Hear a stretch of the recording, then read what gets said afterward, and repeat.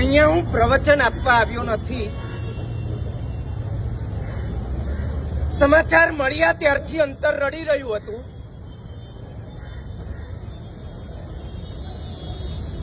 બે દિવસ સુધી સમાચાર લેતા લેતા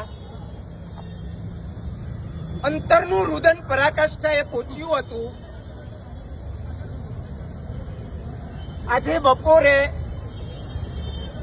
એક ભાઈ મને ફોટા આપી ગયા અને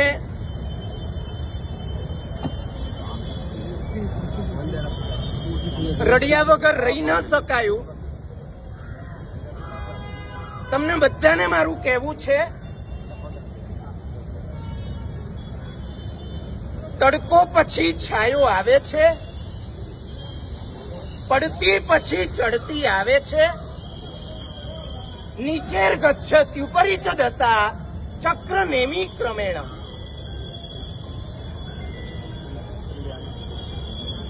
હૃદયથી મારી તમને બધાને વિનંતી છે, હિંમત હારશો નહીં,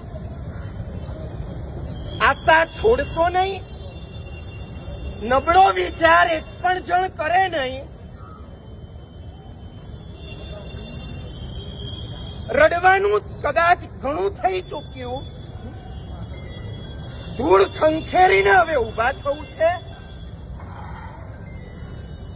આપણે બાજુવાળાને આશ્વાસન આપવું છે, ઘટનાઓ ઘટના નથી હોતી, જીવનની કિતાબના પાના હોય છે. આપણે માત્ર પાના ફેરવી રહ્યા છીએ. પાના ઉપર જે છે આવી રહ્યું છે,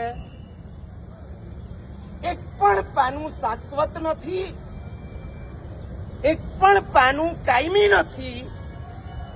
અમારા પ્રયાસો ચાલુ છે. અનેકાનેક ગચ્છાધિપતિ ગુરુદેવો, અનેકાનેક આચાર્ય ભગવંતો એમના અંતરની આરજુઓ બોલે છે, જલ્દીમાં જલ્દી એકો એક પરિવાર બેઠા થઈ જાય. અત્યારે જેમની આજ્ઞાને આશીષ લઈને આવ્યો પૂજ્ય કુલચંદ્ર સુરીશ્વરજી મહારાજા સઘન પ્રયાસો સમાજને પ્રેરણા કરીને બધાને બેઠા કરવાના કરી રહ્યા છે. સરકારને આજ સુધીમાં 2 થી 3 પત્રો હું લખી ચૂક્યો છું, આચાર્ય ભગવંત લખી ચૂક્યા છે. પહેલી વાત મારે પીડિતોને કરવી છે, હિંમત રાખો, બધું સારું થશે. બીજી વાત મારે બધા જ સમાજોને કરવી છે,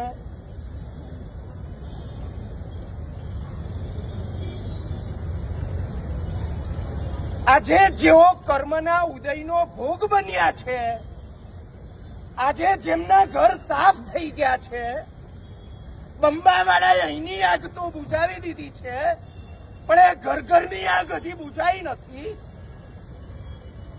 મારે તમને કેવું છે, આજે બપોરે મહાત્મા સાથે હું બેઠો તો, દીક્ષાના 25 વર્ષ એમને પૂરા થઈ રહ્યા છે. 5 દિવસનો ઉમરા સંઘની અંદર મહોત્સવ ચાલુ થઈ રહ્યો છે. 25 વર્ષ પહેલા સુરતે ઉજવેલી ઐતિહાસિક 28 દીક્ષાઓ એને 25 વર્ષ 5 દિવસ પછી પૂરા થઈ રહ્યા છે. મહાત્મા સાથે હું બેઠો હતો અને મહાત્માએ કહી દીધું, એમાં રાખેલી પ્રભાવના મારે ભોગ બનેલ પરિવારોને અપાવી દેવી છે. એમાં રાખેલી નૌકારસી, એમાં રાખેલ જમણ, અમારે આવા મહોત્સવ નથી ઉજવવા.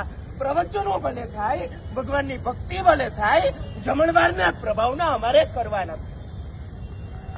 આજે જ્યાં જ્યાં અંજન કલાકા પ્રતિષ્ઠા મહોત્સવ છે, આજે જ્યાં જ્યાં મેરેજના ફંક્શન થઈ રહ્યા છે, આજે જેમની મેરેજની એનિવર્સરી ઉજવવા જઈ રહી છે, આજે જેમની બર્થડે પાર્ટી થવા જઈ રહી છે, આજે જો ફોરેન પિકનિકનો પ્લાન બનાવી રહ્યા છે,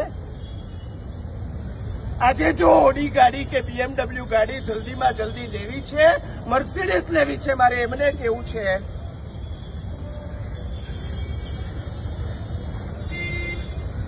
આ ફોટાઓને ફરીથી જોઈ લેજો. આગે મચાવેલા માતમને ફરીથી જોઈ લેજો, આ રડતા ચહેરાઓને જોઈ લેજો. માનવતાની સંવેદના જો અંદર હોય, આ બધા જો આપણા પરિવારના સભ્યો લાગતા હોય, એમના ઘરે કાલે શું બનાવવું એ તકલીફ છે. 9 લાખ રૂપિયા એક ભાઈ આપણા મમ્મીના ઓપરેશન માટે ઉછીના લઈને આવ્યા છે. ઓફિસની અંદર બેઠા છે, 2 કલાક હજી થયા છે, ભાગો ભાગોની બૂમો પડી છે. 18 શ્વાસે ભાઈ બહાર દોડ્યા છે. 9 લાખ રૂપિયા અહીંયા બળી ગયા છે. ઓપરેશન એમનું એમ રહ્યું છે. 9 લાખ ચૂકવવાની ચિંતા પણ ઉભી છે. મમ્મીના ઓપરેશનની ચિંતા પણ ઉભી છે. તમારી પાર્ટી મનાવતા પહેલા, તમારા મહોત્સવને મનાવતા પહેલા, તમારી એનિવર્સરી મનાવતા પહેલા તમે આ લોકોના મોઢા જોવાનો પ્રયાસ કરજો, એમના આંસુને જોવાનો પ્રયાસ કરજો, એમની ચિંતાને જોવાનો પ્રયાસ કરજો. બીજી વાત મારે ટેક્સટાઇલ માર્કેટને કરવી છે. 50,000 દુકાન આજે સુરતની અંદર છે. દરેક દુકાન નક્કી કરે 5,000, 25,000, 50,000, લાખ. અમારી જે શક્તિ છે અમારે આપવી છે. ક્યાંય બહાર હાથ લંબાવવાની જરૂર પડે એમ નથી. ચોથી વાત મારે સરકારને કરવી છે. જે લોકો નિયમિત ટેક્સ ભરે છે, જે લોકો નિયમિત જીએસટી ભરે છે, જેઓ તમારા પ્રજાજન છે, જેઓ તમારા સંતાન છે. એકવાર શિક્ષણ મંત્રીને મળવાનું થયું હતું. મને શિક્ષણ મંત્રીએ કહ્યું